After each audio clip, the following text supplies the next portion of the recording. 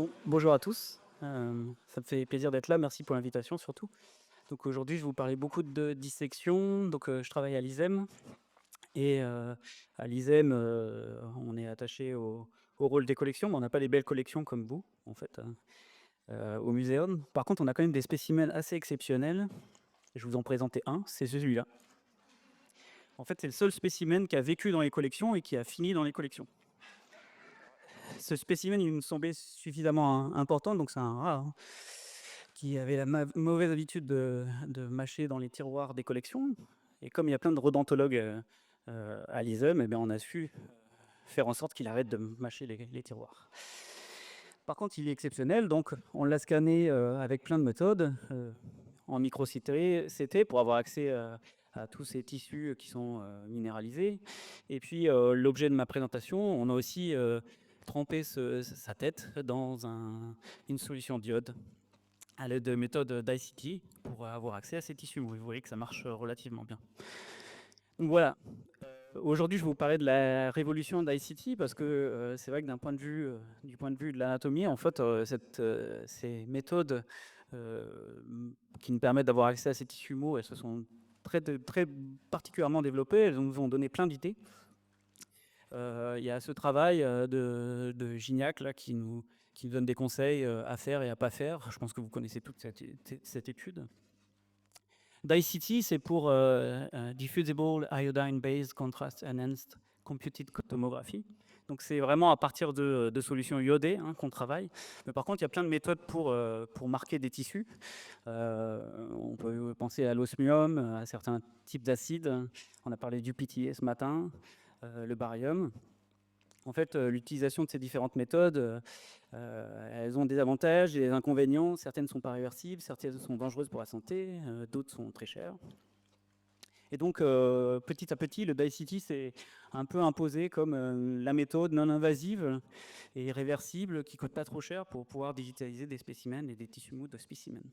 Alors, j'ai mis en gras non invasive et réversible en fait parce que, en fait, après avoir utilisé ces méthodes, les gens ont commencé à se dire, est-ce que c'est réversible et non invasif en fait? Alors, il y a des études qui ont montré qu'il pouvait y avoir un impact sur des spécimens, notamment en fonction du solvant qu'on utilise, que ce soit l'alcool ou l'eau.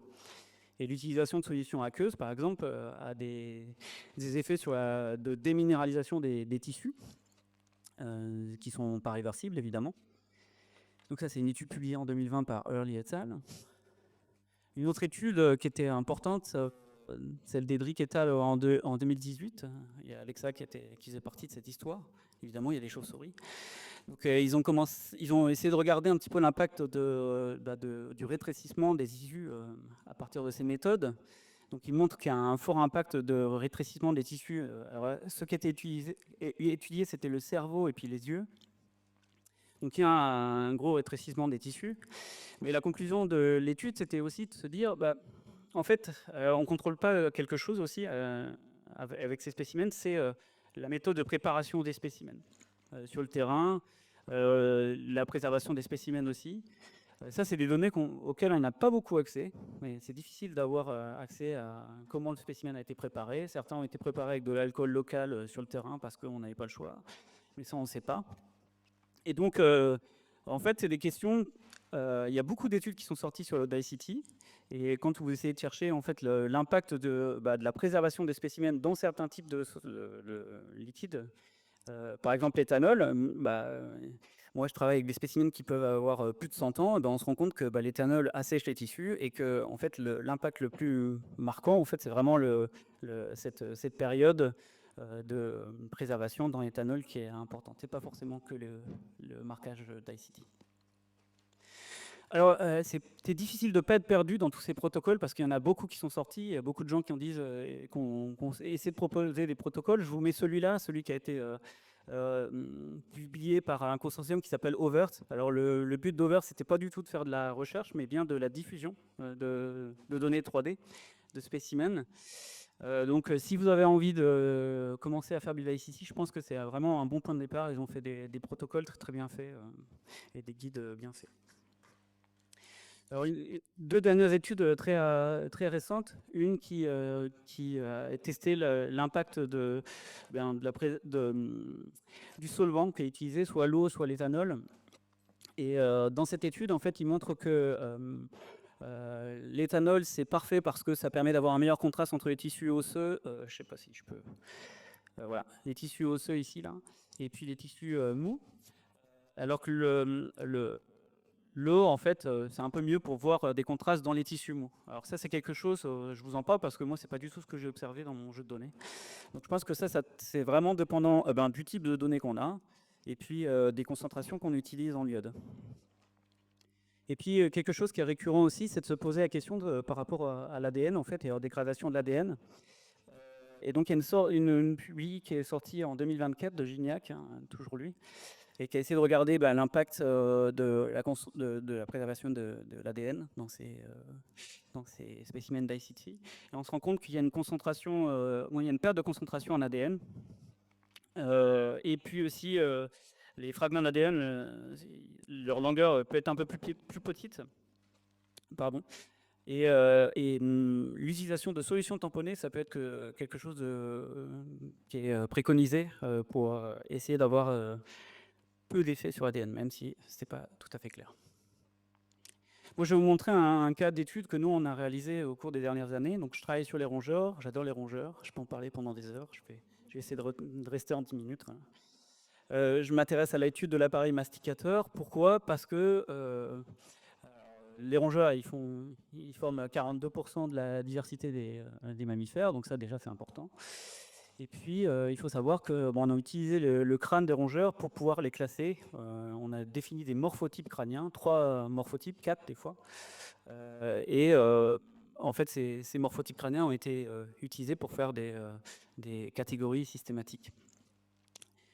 Mais bon, les rongeurs, il y a plus de 2700 espèces. On s'est rendu compte que ces morphotypes crâniens, ça marchait pas du tout pour faire de la systématique. Et ce qui est marrant, c'est que cette systématique, elle reposait sur des caractères de tissus mous.